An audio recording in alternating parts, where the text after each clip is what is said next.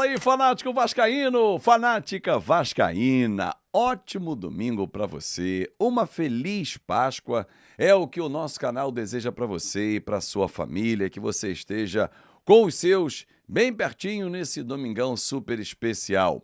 Chega deixando aquele seu like, o like da Páscoa, é super importante, tá aqui embaixo. Comenta o que você achou de ontem, do empate em 0-0 com o Flamengo, a atuação do Vasco, o que tem que melhorar. A atuação foi de gala do nosso goleiro Léo Jardim, chamado de Neuer por eles. Claro, compartilhe o nosso conteúdo e se inscreve no nosso canal, dá aquela moral pro fanático vascaíno que é a sua casa. Bom, vamos começar logo de imediato falando do jogo de ontem.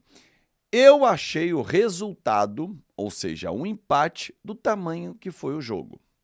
Um primeiro tempo em que o Vasco teve 3 grandes oportunidades, uma bola na trave do Paulo Henrique, na hora que o Rossi soca de fora da área, ele domina e dá um canudo, é que ela abre um pouquinho e pega na trave e sai. A bola que o Nuno deixa o Wesley sem pai nem mãe dentro da área, chuta e o Rossi espalma. E a outra do Ryan, que ele parte para cima do Ayrton Lucas e bate, ela passa na rede pelo lado de fora. Verratti teve uma cabeçada no primeiro tempo, mas uma cabeçada já desequilibrada, ele teve que vir para trás e tal, não estava nas melhores condições. O Flamengo criou, teve pelo menos 2 grandes oportunidades e o Léo Jardim pegou. No segundo tempo, tivemos 2 boas chances, apenas, e as 2 com o Ryan. E 2 decisões erradas do Ryan. Num contra-ataque pela direita, que ele tinha a condição de bater no gol, ele foi servir o Verratti, deu um tijolo. E aí o Verratti teve que até botou a mão e ganhou o cartão naquele lance. E numa outra pela esquerda, que o próprio Ryan, a bola não saiu e ele demorou a acreditar quando ele foi correr. E ele, ao invés de cruzar, botou a bola nas mãos do goleiro Rossi. O Flamengo foi melhor no segundo tempo. Obrigou o Léo Jardim a ter uma atuação realmente fantástica, daquelas que ele vai guardar para sempre. Qual o seu melhor jogo? Esse Vasco Flamengo estará na galeria, na memória, no HD do Léo Jardim. Pegou demais, pegou demais. Isso mostra que o Vasco está muito bem servido de goleiro. Ah, Azevedo, mas no segundo tempo o Flamengo amassou o Vasco. Isso significa que deveria ter vencido? Um jogo não é feito de apenas um tempo, tem 2 tempos. Se no primeiro tempo o Vasco sai vitorioso e o Flamengo empata, era o resultado justo. Talvez o placar mais legal para esse jogo fosse 1-1. Mas o empate ficou de bom tamanho. Ah, mas o Léo Jardim fechou o gol, o Flamengo teve mais chances. Claro, é um time mais qualificado em relação ao nosso. Olhem para o banco deles, ali estavam Everton Cebolinha, Luiz Araújo, Pedro e Plata.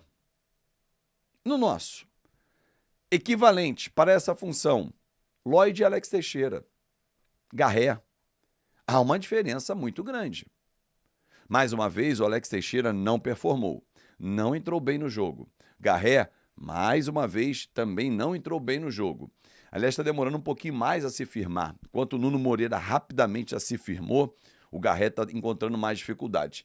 Talvez, e aí é uma opinião que eu tenho, o próprio Fábio Carille, muito lúcido na entrevista coletiva ontem, fez uma leitura que nós vimos o mesmo jogo, né, nós torcedores e ele.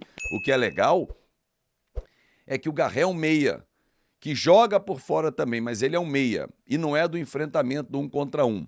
Então bota ele por dentro. Por que não modificar? Ontem, quando o Vasco fez as modificações, né, quando fez as alterações, por que não trocar? Ele colocou Zuccarello no lugar do Coutinho e o Garré na ponta, no lugar do Nuno. Aí levou o Ryan lá para a esquerda. Por que não empurrar o Ryan com o Verratti e trazer o Garré para dentro?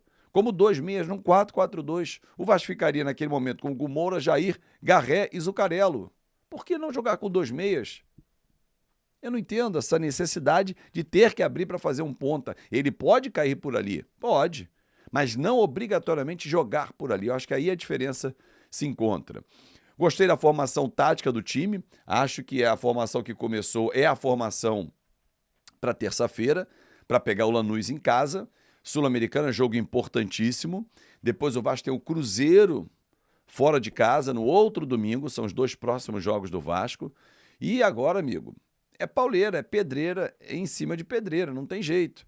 Depois do Cruzeiro, o Vasco sai para pegar o Operário, Meu irmão, não tem conversa, não tem conversa. É isso. Tem que fazer valer o seu time, a sua força, o Operário que empatou ontem na Série B. Não pode ter. O Lanús empatou no Campeonato Argentino. Ah, mas o Vasco empatou no Campeonato Brasileiro. Sim, o Lanús pegou o Banfield, o Vasco pegou o Flamengo. O Banfield não vai ser campeão argentino. O Flamengo tem tudo para brigar pelo título brasileiro. Há uma diferença. Pô, Azevedo, você está comemorando então o empate? O ponto conquistado? Sim. O ponto conquistado, sim. Como lamentei os pontos perdidos para Corinthians e Ceará. Hoje, numa forma realista, o Vasco deveria ter pelo menos, mais 2 pontos na tabela. Pelo menos. 9 pontos era uma pontuação para o Vasco nesse Campeonato Brasileiro, agora, em 15 disputados. Por que não ter empatado com o Ceará, se tínhamos condições de? E com o Corinthians? Ah, mas então o Vasco não perderia nas 5 rodadas?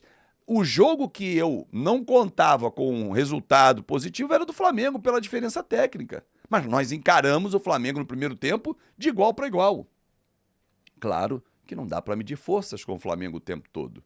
Há uma diferença técnica. Já falei do banco de reservas, por exemplo. Agora, dava para ser covarde como foi contra o Ceará e contra o Corinthians? Não. E isso eu não estou nem falando que o Vasco poderia ter vencido o Ceará. Vou nem falar nisso. Então, 9 pontos, 10, 11, não era nada absurdo. Mas o Vasco hoje tem 7 pontos. Tem que se recuperar, está no meio da tabela, precisa pontuar mais para começar a subir dentro do Campeonato Brasileiro. A tabela não é fácil, estou até com ela aqui, ó. O Vasco tem um Lanús, terça-feira, 9h30 da noite, vamos transmitir esse jogo pela Sul-Americana.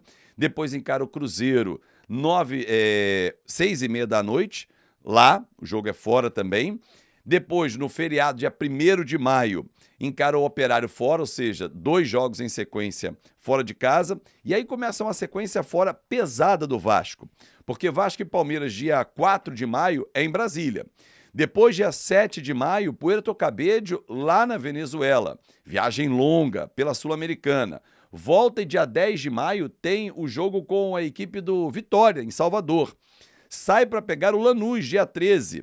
Gente, o Vasco terá 1, 2, 3, 4, 5 viagens para fazer. Uma delas foi a opção do próprio Vasco. Vender o jogo, claro, para faturar com o Palmeiras. Enfim, torcedor, tenha uma feliz Páscoa, um grande domingo. Eu continuo dizendo, acho que o resultado é um ponto a comemorar, não o resultado em si, a atuação. O primeiro tempo foi um bom primeiro tempo. Segundo, a diferença técnica se impôs, mas o Léo Jardim fez uma atuação espetacular. Até o perfil do Flamengo diz que dia de Neuer. Meu irmão, nosso goleiro é bom pra caramba. Ali de baixo, nas traves, ele é excelente. Tem algumas deficiências, como com o pé ele já está melhorando muito. Saída de gol talvez seja a maior deficiência do Léo Jardim, que ele trabalha. Mas, cara, o Vasco encarou o Flamengo. Certeza que você, torcedor, se sentiu representado. Não se sentiu acovardado com medo nas cordas, tomando pancada o tempo todo. Foi o jogo que eu vi. Um grande abraço para você, muito obrigado pelo seu carinho. Amanhã estamos juntos no nosso Café Vascaíno. Tchau, tchau.